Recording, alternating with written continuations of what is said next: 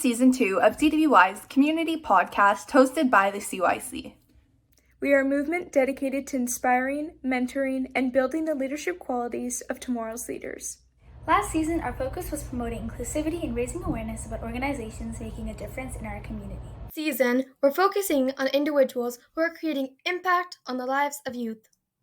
Before we introduce this episode's guest, we would first like to offer a land acknowledgement.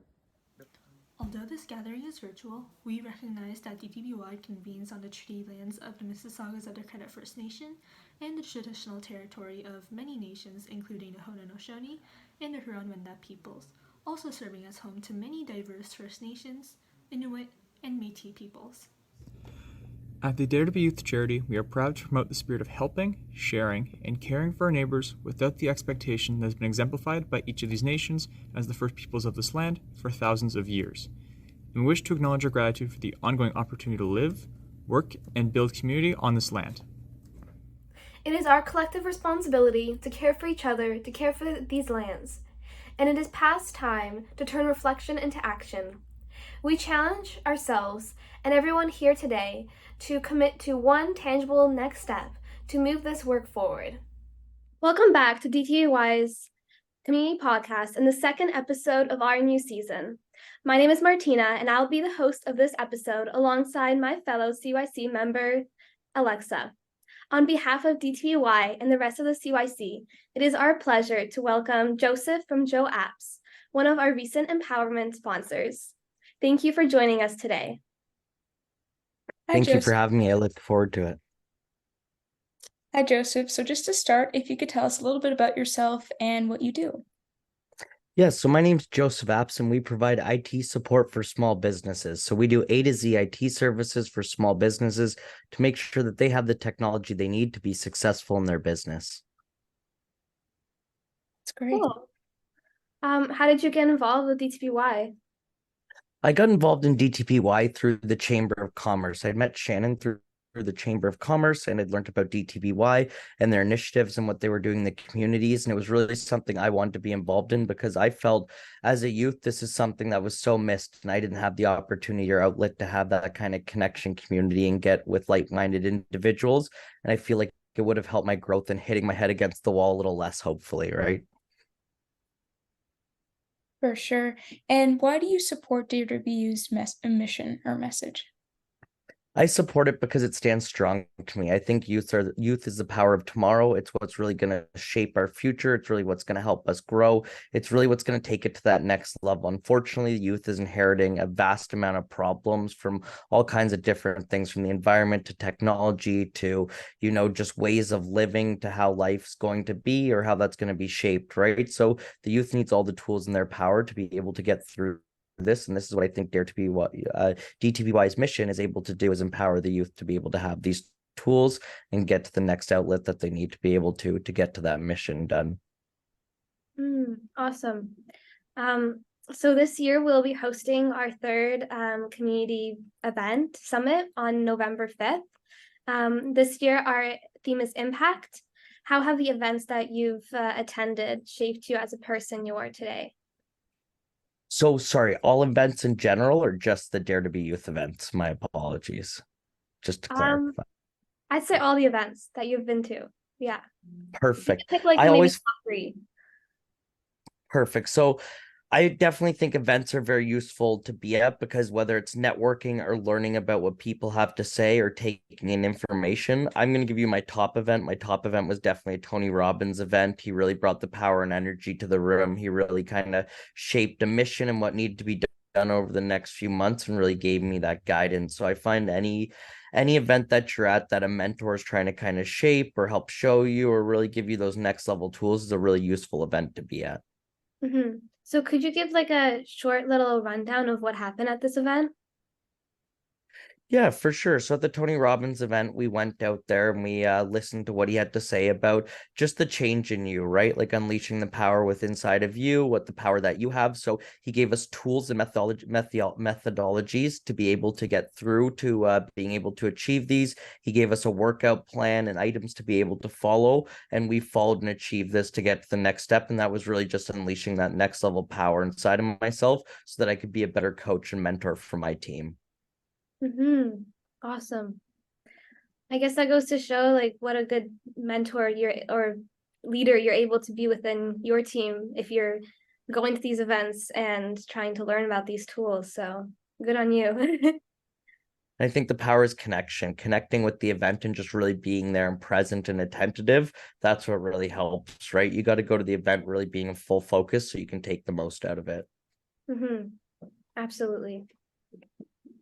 And just as a follow-up question to that, how do you use the experiences, so in particular that event that you attended, as a source of inspiration to create impact as of the present? So what I do is I make sure that it's going to be impactful. So that's the biggest thing because you can go to so many events, you can put in so many different things and then you get overwhelmed and stuck and then nothing gets done. I think that's the big thing that I've sorted out, right? So what I do is I go and take important information from the events that I can work into my life. So maybe that's a new routine, maybe that's a new hobby, maybe it's something as simple as journaling that I didn't start up to a few years ago, which is a magnificent tool to use.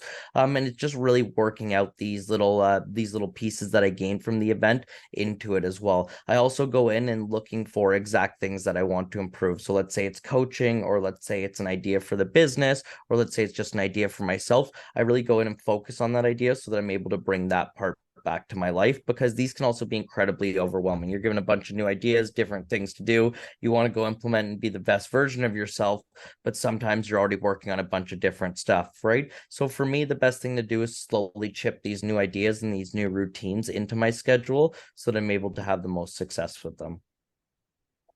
Of course. And I just want to ask, as someone in the technological world, I know that inspiration from technology can be both positive and negative sometimes. So, what are your thoughts on that? I think it definitely goes both ways, right? I think we're definitely in a very interesting world where the playing ground's been leveled, right? Like you used to get older and you would have more education, and that's why there were elders and there were items like that, right? But now there's that even playing ground where you can just go on Google and have the same information that your parents have, and that's really set a fair field. So I think that's an incredibly powerful tool for the youth to use, because now they can get caught up on items that would take, maybe years or months or lifetimes or never be able to learn, because there's so much access, whether that's through free schooling, free courses, free educational information, free seminars, webinars, information like that. Even, going back 10 to 20 years ago, people didn't have this access to information. So that's so powerful. Now, on the flip side to that is, because you're always online and connected, you can't get away from things like cyberbullying, like disconnecting from people, like negative thoughts and connotations, or like items that just pop up and are horrible to see, because we unfortunately know, and it's proven in many studies, that social media isn't showing us the nicest things in the world. And it's really not got a lot of laws or rules or regulations about marketing or what's been able to be seen, right? So I think it really does go both ways. You have this really powerful tool in your hand, but it can be used for some really evil things, right? So it's just kind of getting beyond that. And I think the big thing, and what we're liking and we're seeing in the governments and organizations around the world, is getting better at getting these social media companies to present information better, have marketing laws and things like that. There's a reason you can't turn on the TV and see all these infomercials for diet pills or other things that kind of pop up on your social media like it's normal nowadays, right? So I think there is some help that can be done to the internet as well, but I think the major thing is realizing that there is so much good that can be done, but we overshadow it with negative because we use it to, doom scroll or go through these social media sites that aren't feeding us the best information. So a positive thing can be, using better outlets, right? So learning instead of going through social media on your phone, and using your tool as more of a power unit than something to kind of get this information that might not be necessarily the best for us. I think you summed that up perfectly. And I think, like you said at the end, it's up to the user to use their platform in a certain way in order to convey a certain message. That's perfect. Exactly. And the message can be so powerful, and we don't realize that till we keep creating videos and content. And then even 5 years later, you see something you created and you didn't think it picked up, and it gains traction. So digital footprint is also a really important thing, because what you put out there is out there forever. And that's one thing we're finding now, the generation of parents coming in and posting, their really young children online and stuff like that, which can't consent to being posted online, you know what I mean, years later and stuff like that. It becomes another interesting dynamic with that generation as well, right? And how does that look going forward, and how do we protect our children's information and youth as well, right? So it's really that extra format as well of the youth of tomorrow too, right? For sure. Pass it off to Martina now. Yeah, so that was very interesting commentary on the impact of technology. And I wanted to ask a question regarding that as well. So, Joe, you mentioned how the government can improve social media. Do you have any ideas of how the government can gear social media or can improve it so it has a more positive impact on the audience, or is it just more individual based on how, I do think that is kind of a double layered one too, because you can obviously tailor some of your social feeds, not all of them, to things that you see, right? We know that Facebook and Instagram don't do a good job of that. They really see what they want you to see, right?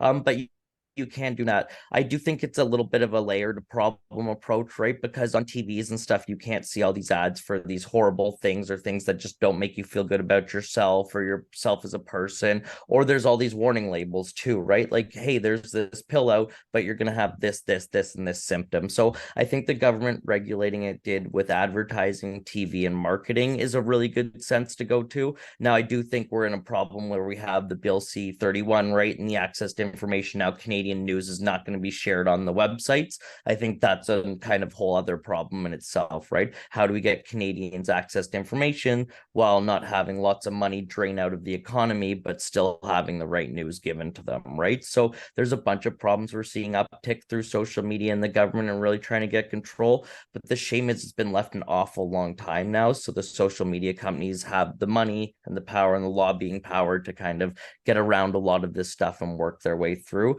But my biggest thing and what I've lobbied for years and years and years and talked to MPs and stuff about is some kind of marketing regulations like the TVs or the radios or the other places we get our information around the world have, so that people are given proper information and the right form of advertising. I see. Okay, so now to gear back to our interview questions. So in your opinion, what is the importance of impacting the lives of young people? So, in my opinion, the importance of impacting the lives of young people is to give them the power and the tools of what they need to make the next difference as we need in the world. As I said before, there are so many problems that are coming up, right? And the youth need the power to be able to access these tools and resources to get the solutions we need to provide a bright future for the world, beyond the next generation, the next generation, the next generation, and starting to think, that 7 generations ahead, not just the generation in front of us. That was great. And so our last question is, how could you have benefited from having more mentorship and support as a young person yourself? How I could have benefited was definitely not making as many mistakes, right? As a young business owner, as a young entrepreneur, just as a young person, you hit your head a lot, you make mistakes. There's not a guidebook on how to, be a youth, how to be, a person, how do you do all that kind of fun stuff that we learn and bang our heads on as we grow into our personalities, as we grow into who we are, as we grow into the person we want to be, right? So I think having someone that can give you that guidance from real life experiences is so valuable, because it just helps you to get ahead. It helps you to know, it helps you to have that second opinion. It helps you have someone to ask questions. It helps you have someone to go to when you're afraid of just that big world that's outside that now you have so much access to, because you can pick up your phone and see everything and just really get that perspective on where you need to be, what you're doing as a person, and what you're doing is right.